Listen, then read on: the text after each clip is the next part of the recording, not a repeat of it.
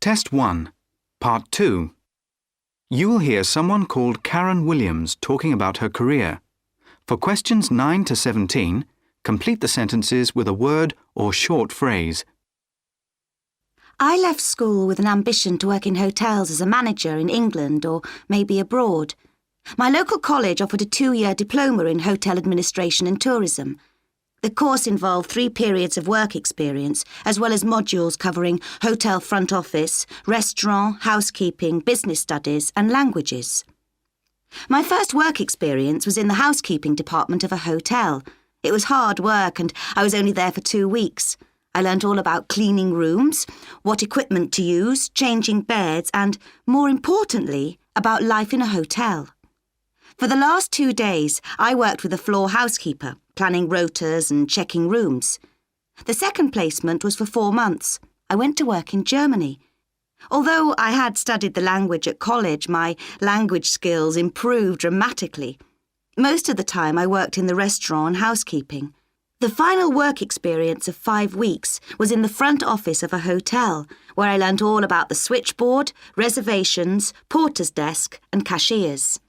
I decided to carry on studying and do a higher national diploma, or HND, in hospitality management. During the summer months between one course and another, I worked in a restaurant kitchen. I'd never worked in a kitchen before, and it was interesting to see how one worked. Although I decided that I didn't want to be a chef, the experience of seeing what goes on was invaluable. The 2-year HND was very interesting. Some students had come straight from school, some from hotel and catering courses, and some had got into the course as a result of their age and experience. We studied a range of subjects, including business studies, hotel management, human resource management, and operational techniques. There were also some optional subjects, and I took conference and leisure facility management, advanced business and languages. The work experience was very useful, and I had to write a detailed report on green issues in hotels.